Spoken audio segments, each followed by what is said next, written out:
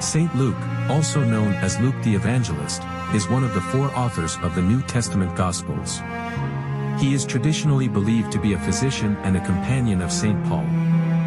Saint Luke is credited with writing the Gospel of Luke and the Acts of the Apostles, which provides a two-part account of the life of Jesus and the early Christian church. The Gospel of Luke emphasizes compassion, forgiveness, and the inclusion of marginalized groups.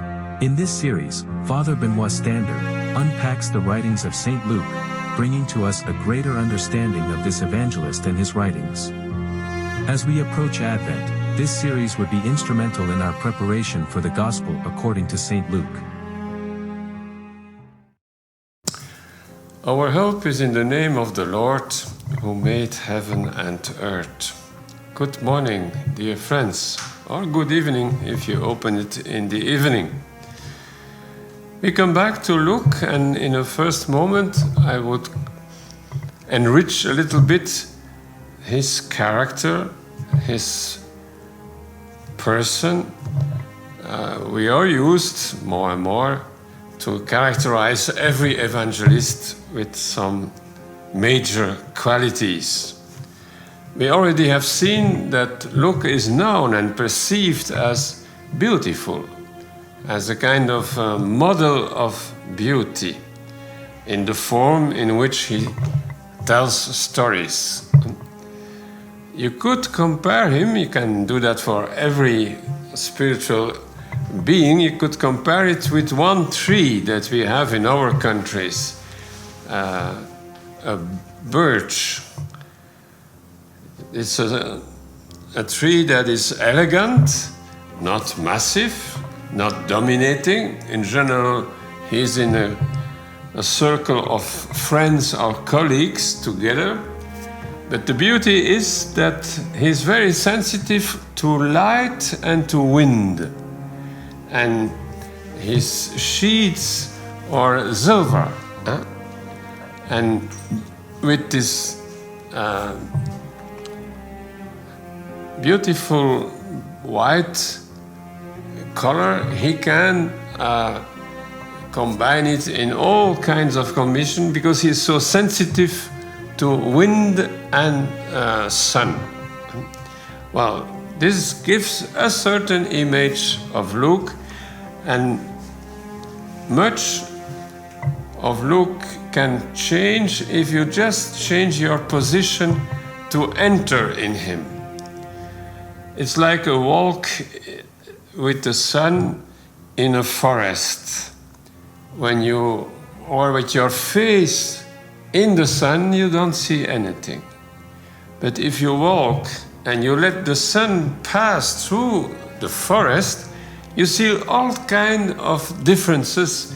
The way he plays with the trees and their subtleties. Well, change your angle of approach and you can see new things in Luke constantly.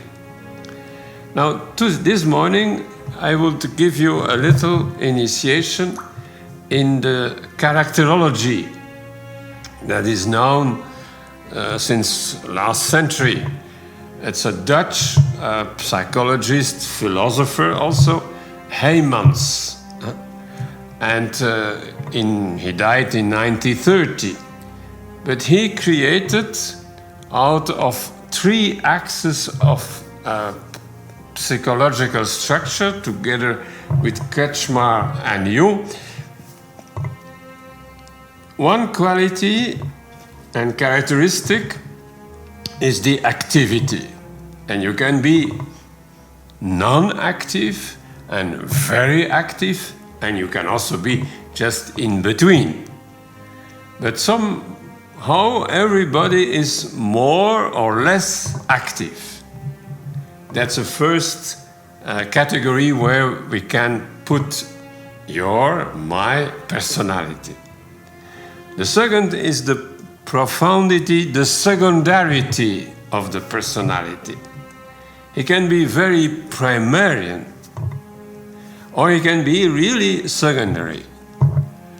Secondary is that when you enter in him, he will not immediately react like a grammarian. He will use some time and some reflection and may slowly or in a second time react. Secondary personalities have memory, have large views, have memory in the past and have large views in the future.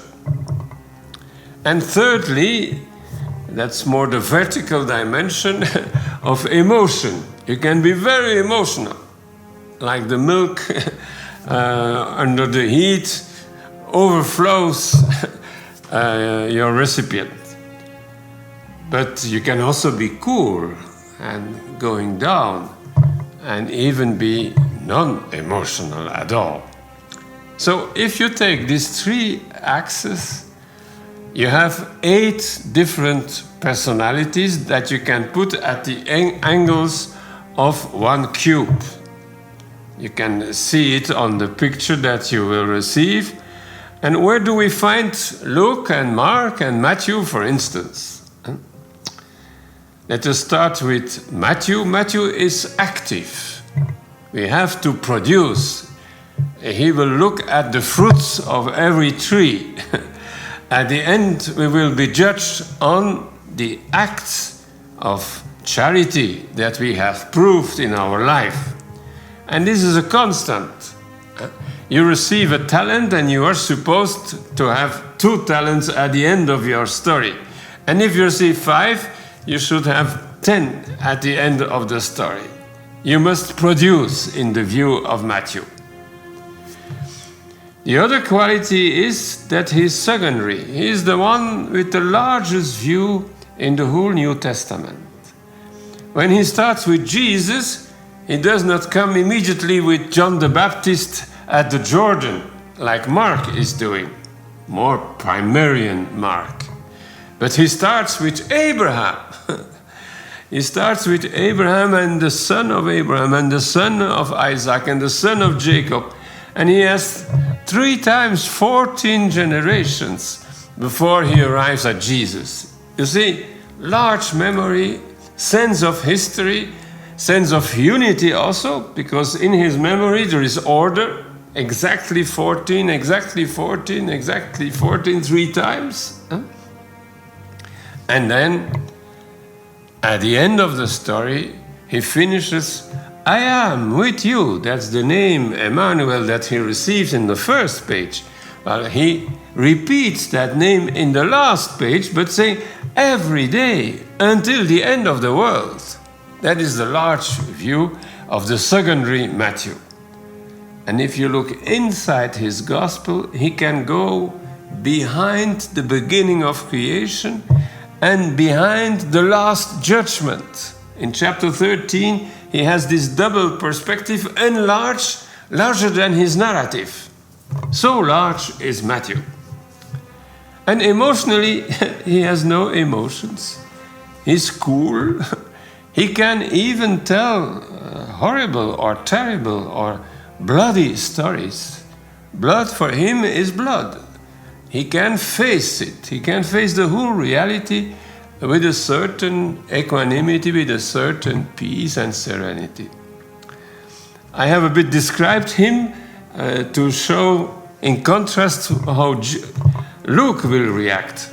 In the same family of Matthew, you have Saint Benedict. Saint Benedict is exactly Matthean. And you could also say Matthew is a Benedictine avant la lettre, before the letter. Anyhow, these two understand one another, and when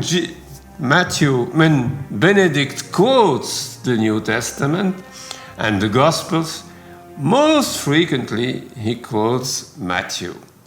And one of the pages of Matthew that he will repeat several times in his Gospel is Matthew 25. We will be judged on our quality to the hungry, to the stranger, to the sick, to the poor, to the children, to the old people in the community, and so on. This is Matthew 25. I was poor, I was guest, I was sick, and you visit me. And Benedict uses those passages to introduce Christ in the life of the community in a very Matthean way. You don't find this page of the Last Judgment in Mark, Luke, or John, for instance. So, and there you see the phlegmatic. That is the name, the technical name, kind of etiquette that you put on the bottle. What is the connection of non-emotive, active, and secondary? Now, let us look to Mark just a moment. He is more or less the same, except that he is very emotive. And his emotions are always there. Jesus is sad because he sees what they do and what they refuse to do. Only in Mark, you see the sadness of Jesus. Also the emotions. He sees the one who comes to him as a leper, and he forces him, if you will, you can do it. And he is full emotion, with compassion, with loving kindness, he reacts primarily. So Mark is emotional, primarian, and active. And that type has received the name of choleric. Had nothing to do with anger. It has to do with warm temperament that immediately reacts on what he experienced. And now Luke. Luke is emotional, sensitive, perceive all kinds of nuances and emotions. When Jesus arrives after having risen the son of the centurion, he arrives in Naim, and what does he see? A mother, widow, with only one son, and the son is dead. So he brings that in picture, and we feel the emotion in the way he brings that in picture. The procession of life and the procession of death. How will they encounter one another? And the gestures and the words of Jesus will be touching, will be full of attention to this mother without her child no more and without her husband. There you see the sensitivity, the emotional richness of Luke. He's also secondary. We have already studied the way he composes. He can compose over 2 chapters, even over 24 chapters, and even more, because his 2 books are composed together, 2 volumes in one larger book. And in the beginning of chapter 1 and 2 of the Gospel, he is quoting things that will come back at the end of the Acts of the Apostles. There you see the large view of an artist who knows how to compose. We will still see today several examples of the quality of composition of Luke. That is always a sign of his secondarity. He never reacts immediately. He takes time, he lets go, he brings together. He has a fantastic memory of several sources, and he rearranged the sources according to a system, an arch, something very beautiful, but that he has done in a second degree, not primary and taking over, but respecting the other and introducing new elements according to his arch, that is a perfect arch of balance. But one thing he is not, and it is activity. The activity of Matthew, you have to produce, otherwise you are nothing. That's not present by Luke. Also, the activity of Mark, is not there. He's non-active, but he will produce a lot. His gospel is longer than the 28 chapters of Matthew. He has only 24, but if you count the verses, He has above 100 verses more than Matthew. And he has still a second narrative of 28 chapters, the Acts of the Apostles. So the point is, if in his emotions he is motivated, he works even harder than the others. But spontaneously, he is more contemplative than active. In monastic communities, you have plenty of those type. They call that type in the characterology sentimental. The word is not so happy, but anyhow, sentimental types you find in communities. These are monks that don't see where and when they should act. But if you can motivate them, they will work harder than all the others. It's a question of warm emotion with vision. They need vision to see far and profound. So there you have three very qualified people. I could also introduce Paul, because he's also a very clear type. Paul is active, is emotive, and is secondary. He's not like Matthew, non-emotive. No, he's full of emotions. And you see it when he has an argument, he makes a digression, but he finds his argument back even after a long digression of 1 or 2 chapters. He comes back, and the line of what he is trying to say is very clear in all his authentic letters. So a splendid case of secondary with the line and emotional with the digressions. It's typical for the rich temperament of Paul. In a community, when you have a prior who is like Paul and an abbot who is like Matthew, you can go very far. Because the calm and phlegma of the abbot will temper the energy that is in Paul. But the creativity of Paul will move and produce new things by an abbot who would like to remain in his quietness. You see, this typology can help you yourself also to find your place in the New Testament and in the company of Luke and Mark and Matthew and Paul. John is a little bit more difficult to qualify. There is a Dutch psychologist who practiced this characterology and has applied it on the whole New Testament.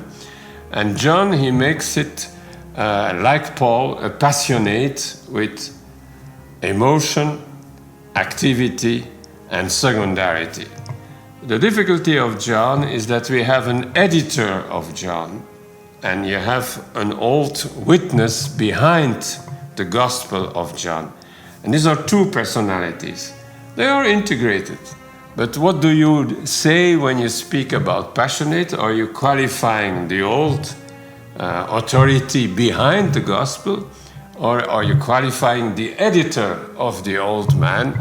And that makes, for me, a certain difficulty of bringing one characterology for the Gospel of John. So far, I think with this, we can go on and appreciate with more sensitivity the qualities of literary composition for a secondary mind who is very sensitive and at the same time not directly interested in activity and producing. Remember the little story that we will meet in the middle of the chapters 10, 11. The two friends of Jesus, Martha and Mary. If you ask, where is the writer of that story? At which side? You will not hesitate one moment. Jesus makes the kind of hymn and eloge of Mary and says to Martha, Martha, you're preoccupied of many things. You're hyperactive. Look how Mary has been silent, has been receptive, and even has received something that nobody can steal, can take away of her. She cannot lose that. Think about that. Dear friends, to teach is a pleasure. Sometimes it is to nourish the other, to give them a fish that he may eat. But sometimes we can also do a more profound work. I give you a net and you can fish by yourself the fish you want. In a certain way, with the cube of Heymans, you got a net to fish. You can fish out of the sea of the New Testament, Matthew and Mark and Luke, Acts. And you can even fish in your own heart where you are. Somewhere in that cube, you are there also, with a certain secondarity, with a certain activity, and with a certain emotivity. And up to you to balance it and to think, what do I do in the middle of my life with those three axes? Maybe I changed a little bit since I was 20. More secondary and less primarian, for instance. Normally, it is the evolution. But this is a net, and you can fish and continue to fish also around you and get new fishes in your net. Well, this morning, I would like also to give you a teaching on the three pillars of the world, because they are attested also in the work of Luke, at least in two major passages. But sometimes when you continue to look, you find it all over in fundamental text, also in the Rule of Saint Benedict, for instance. But let us start. What is that? The three pillars of the world. It's a very famous saying of a grand priest in Jerusalem around 200 before Christ. Simon the Just is his name.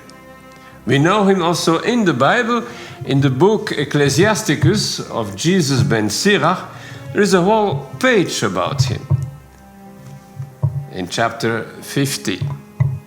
Anyhow, this grand priest had a saying, and the rabbis have kept that. It's interesting. The rabbis were Pharisees and had not so good contacts with the priest caste and the priest families. But they honored this wise man, Simon the Just. And his saying is, the world stands on three pillars.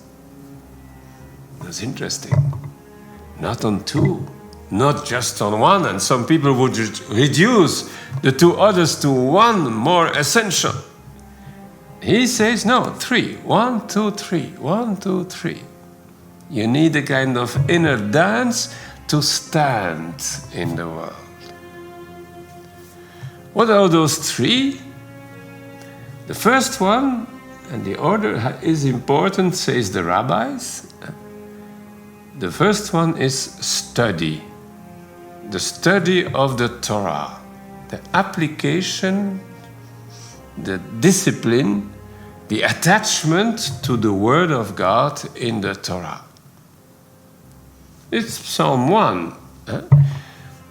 Happy the man who is attached to the Torah and meditates day and night the words of the Torah, the wisdom of the Torah.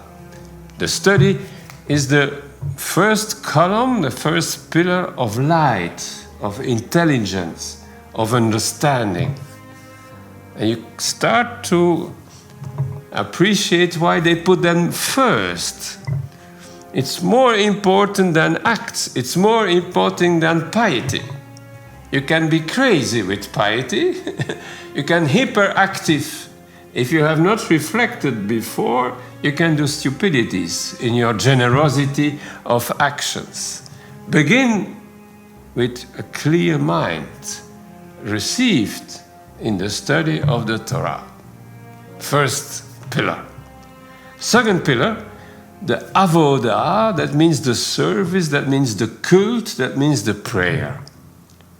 That's the relation with God, more directly, in prayer. That stands in the middle. After having reflected, you pray.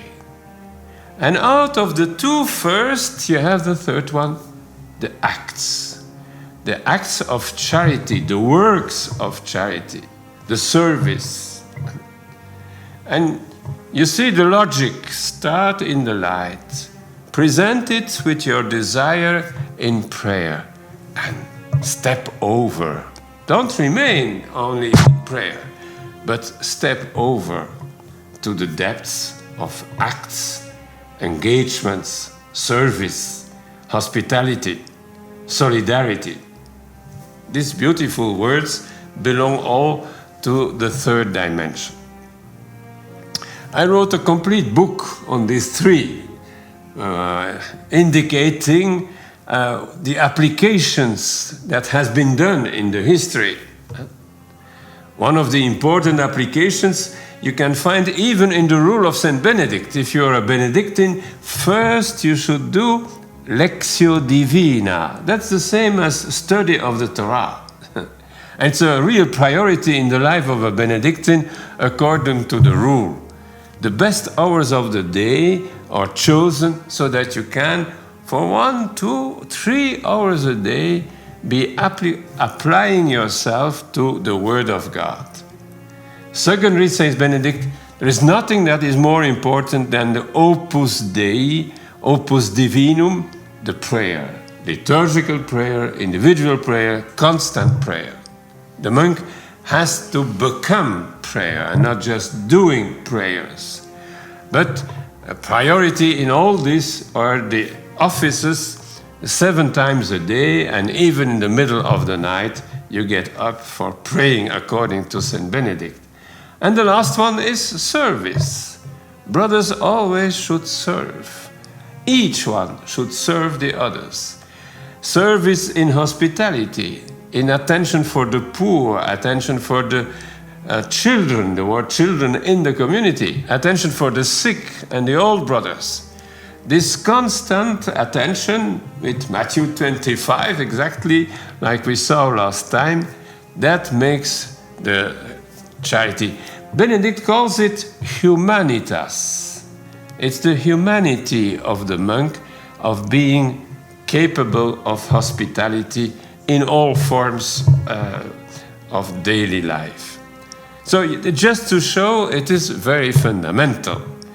And you find it back in many other distributions.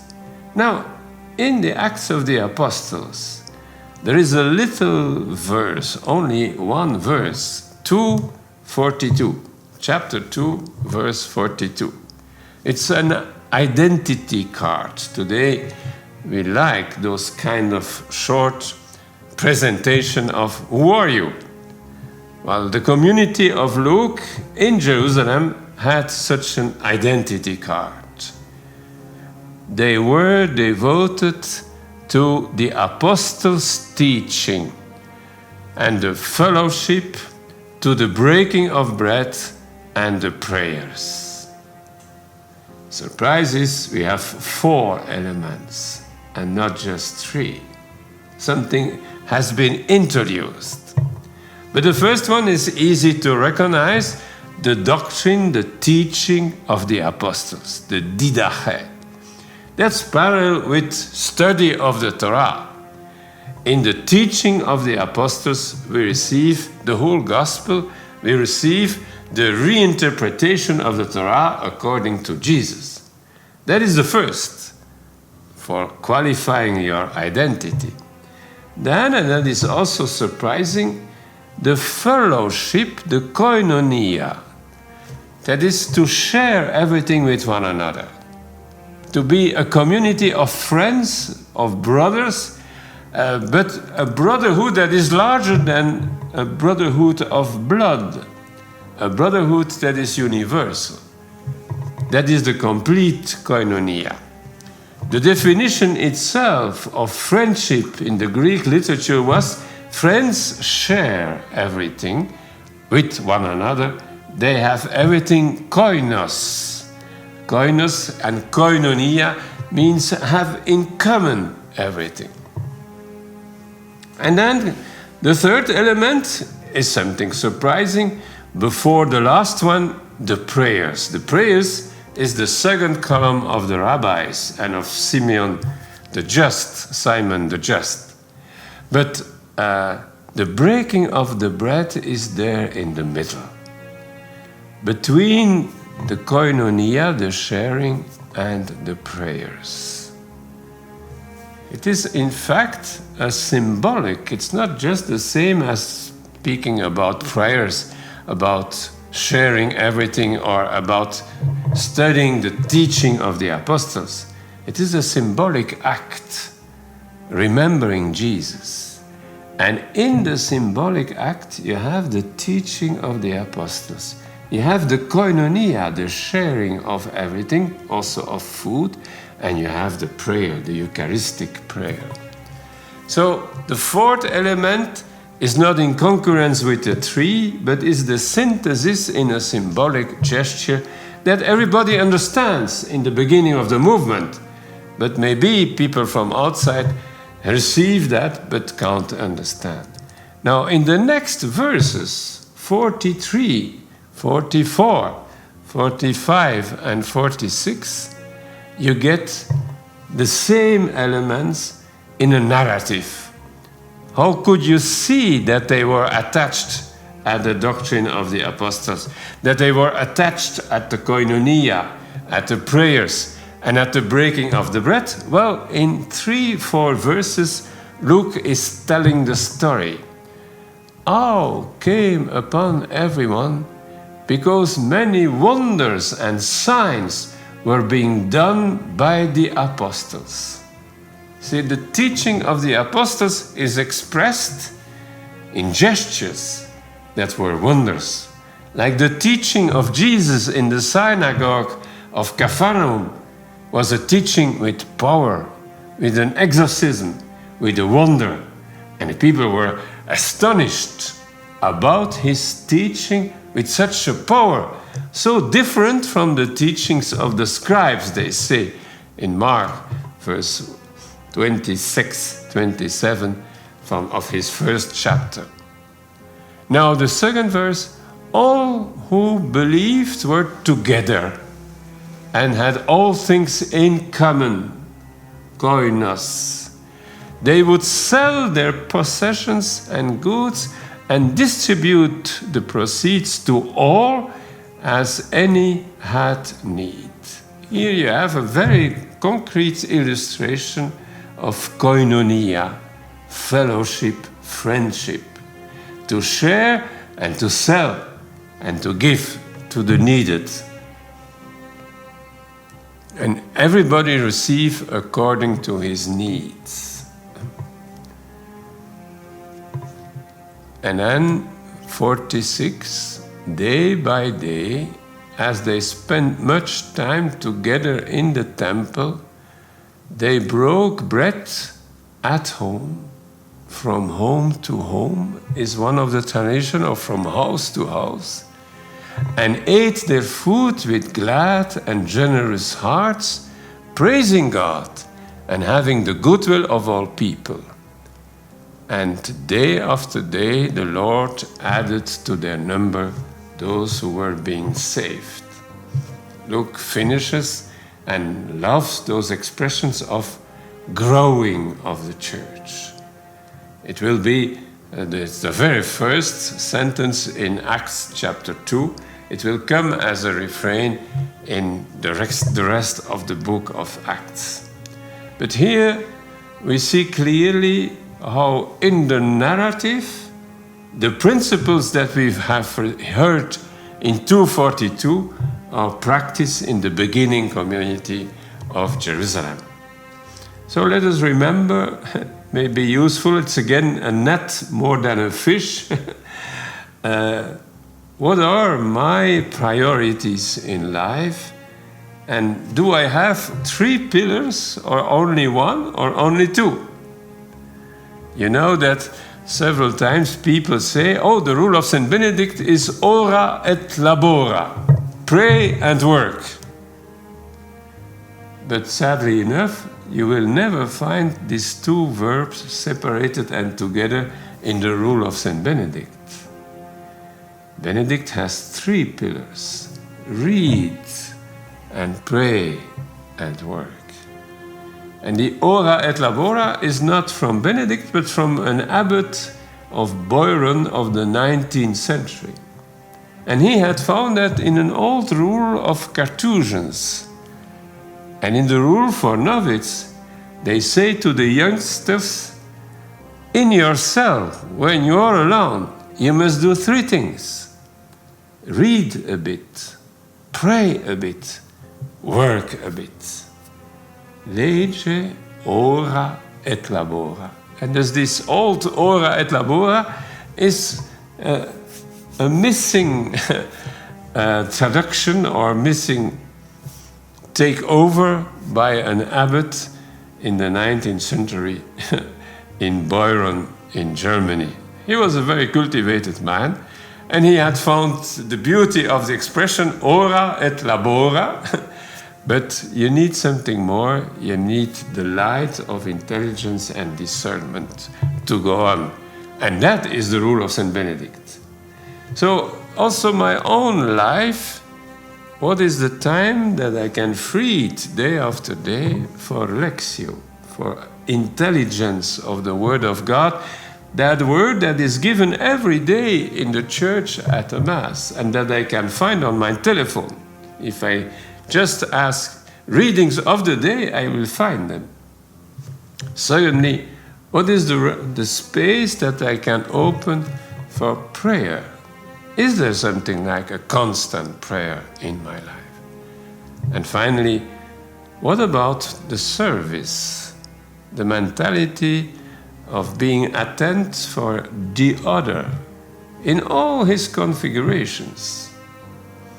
Poor and rich, humble and noble, all kinds of conditions that we can meet in one day. How open is my heart to the last element, the koinonia? We are one communion of friends and brothers. Fratelli tutti, that is the translation, and it comes back from Matthew chapter 23. We are all brothers, because we have all together one common Father.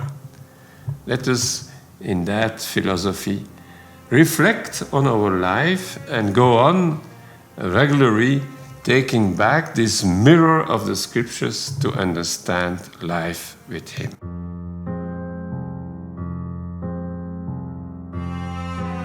Saint Luke, also known as Luke the Evangelist, is one of the 4 authors of the New Testament Gospels.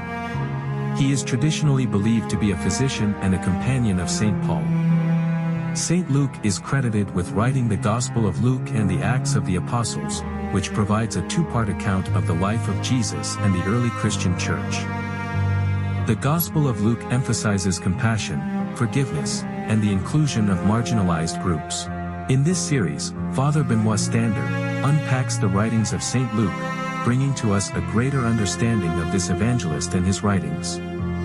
As we approach Advent, this series would be instrumental in our preparation for the Gospel according to Saint Luke.